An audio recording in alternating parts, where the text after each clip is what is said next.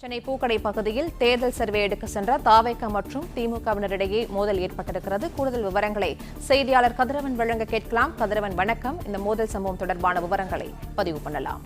சென்னை துறைமுகம் தொகுதியில வருகின்ற சட்டமன்ற தேர்தலில் மக்களின் ஆதரவு யாருக்கு, அதே போல நடிகர் விஜயின் தாவேக்கினருக்கு மக்களுடைய ஆதரவு எவ்வாறு இருக்கிறது என்பதை சர்வே எடுக்க சென்ற தாவேக்கினர் மீது திமுக தடுத்து நிறுத்தி தாக்குதல் நடத்தியதால பெரும் பரபரப்பான ஒரு சூழல் காணப்பட்டிருக்கிறது.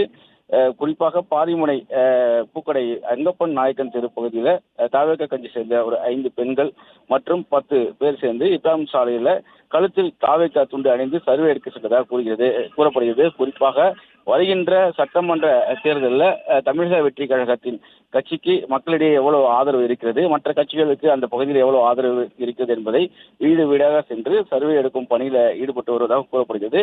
அப்போது அங்கு திமுக வட்ட செயலாளர் கவியரசு என்பவர் அவர்களை தடுத்து நிறுத்தி காவல்துறையிடம் அனுமதி பெற்று அதனை செய்யுமாறும் உங்களுக்கு அந்த உரிமை இல்லை என்று கூறி தடுத்து நிறுத்தியதாகவும் மேலும் சில திமுகவை சேர்ந்த ஆதரவாளர்களை வரவைத்ததாக கூறப்படுகிறது. அங்கு 30க்கும் மேற்பட்டோர் போலீசார் முன்னிலையிலே தாவேக்கானரை அடித்து தாக்கி அவர்களை அங்கிருந்து விரட்டியதாகவும் கூறப்படுகிறது.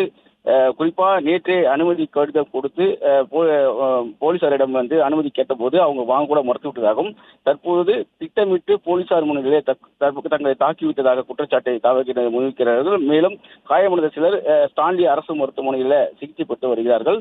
இது குறித்து காவல் ஆணையர் அலுவலகத்திலே புகார் அளிக்க இருப்பதாகவும் தெரிவிக்கப்பட்டிருக்கிறது.